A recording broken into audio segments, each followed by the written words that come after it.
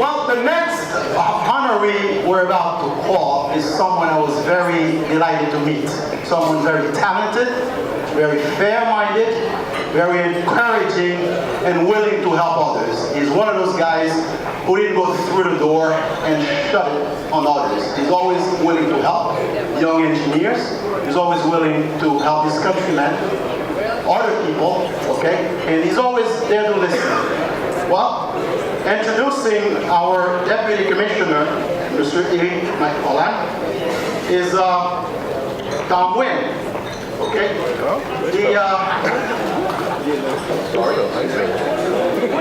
Tom Wynn is the Assistant Commissioner for Infrastructure, Construction Division of New York City, DDC, New York City Department of Design and Construction.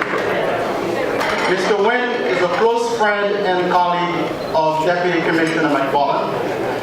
You may or may not know that, you may or may not know this, but New York City DDC was in charge of the entire cleaning operation after the horrific event of 9/11 at the World Trade Center.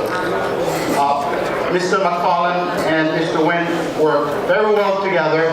They were able to get their team in gear, in collaboration, and cleaned up the city. It feels good to see that our city of New York is in the hands of talented professionals, willing, ready, and help others. Ladies and gentlemen, mesdames et messieurs, I present to you Mr. Thomas Wynn.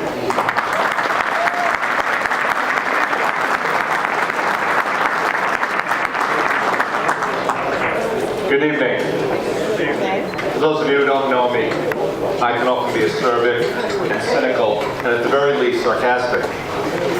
As my lovely wife Inez so succinctly puts it, Tom, sometimes you're a pain in the butt.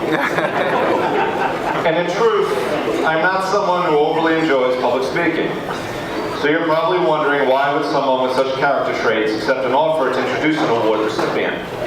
The simple truth is, the individual that you have selected to receive the 2012 Professional Achievement in Engineering Award is both a terrific municipal engineer and a remarkable man.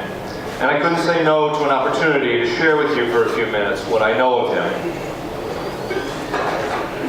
Eric McFarland spent his early years growing up in Haiti before immigrating with his family to New York City.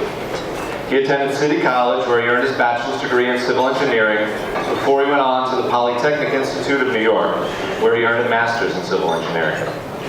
Eric's foray into the workplace started with several private consulting firms, where he learned invaluable knowledge about how such firms work and operate.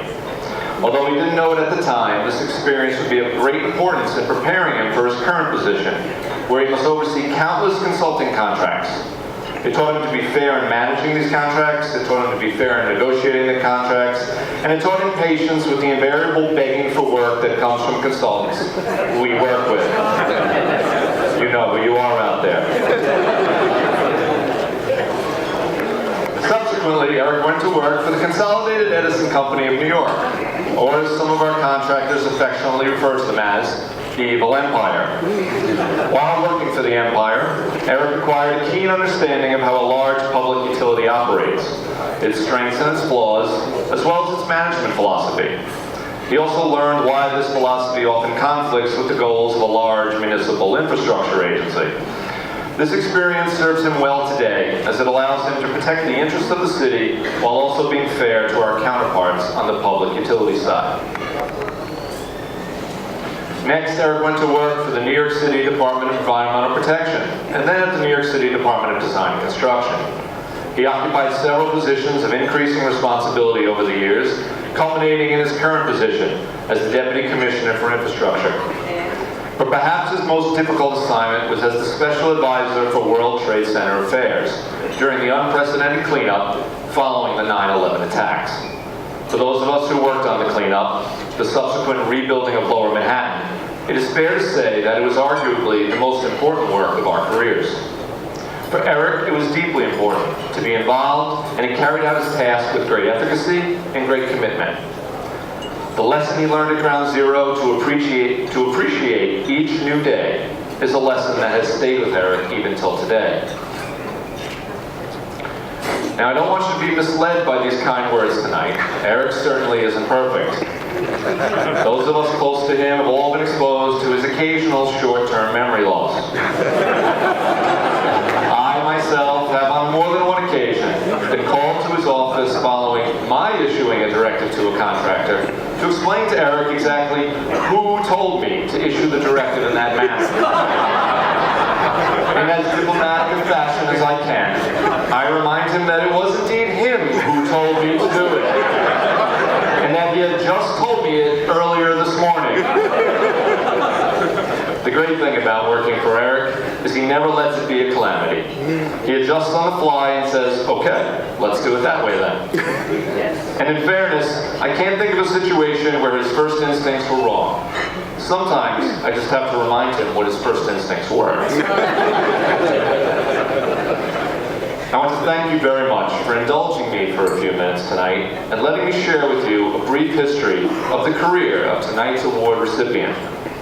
At this time, it gives me great pleasure to introduce to you the Deputy Commissioner for Infrastructure at the New York City Department of Design and Construction, a professional engineer, and my friend, McFarlane.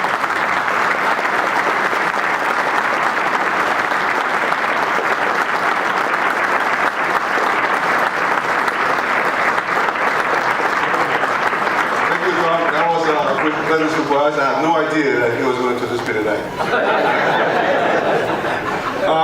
When I learned that I was going to receive this award, I consulted with my associate commissioner over here, and I said, how do you do these things? He said, very simple, just Google it. And I did, really. And I found out, when you Google it, you find the award acceptance of Martin Luther King, the Nobel Prize. Einstein's acceptance, all the religions, right? But one advice I give you is that to keep it short. So I'll try to do that. So because of my short-term memory, I actually wrote it down.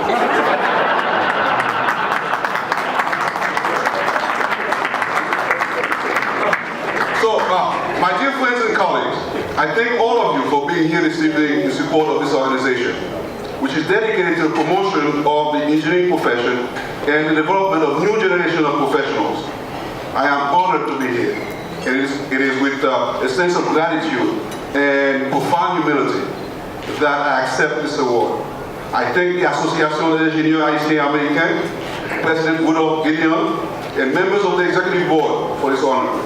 And it is a pleasure to address a few remarks to friends and colleagues at this impressive gathering.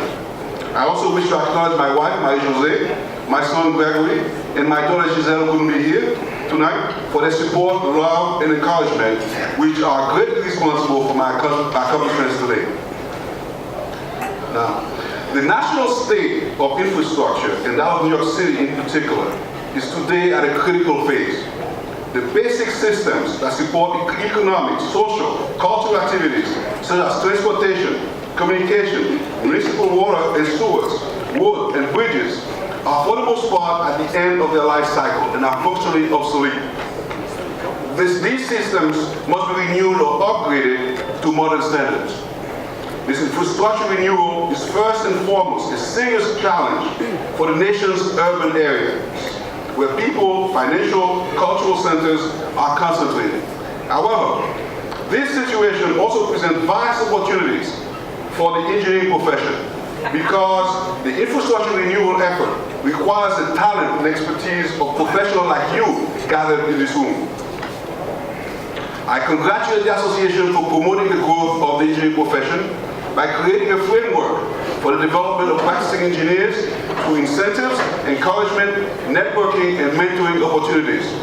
The association and its members, like many other such professional organizations, are well positioned to participate in and provide the technical expertise needed for this vast infrastructure reconstruction effort. These sentiments are naturally relevant to the international efforts of the association in support of infrastructure development and construction in Haiti, where many of you have participated in the performance of critical assessments of the dire needs for the development of basic infrastructure systems required for improving the quality of life of the people. Once again, I thank the association's president, Woody Gideon, and the executive board members for this honor, as well as friends and colleagues gathered here this evening for their continued support. Thank you very much.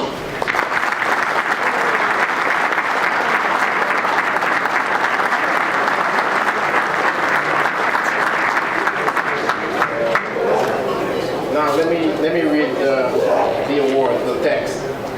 ADIHA is proud to present the Professional Achievement in Engineering Award to Mr. Eric C. McFarland, PE, Deputy Commissioner for the Infrastructure Division at the New York City Department of Design and Construction, DDC, October 18, 2012.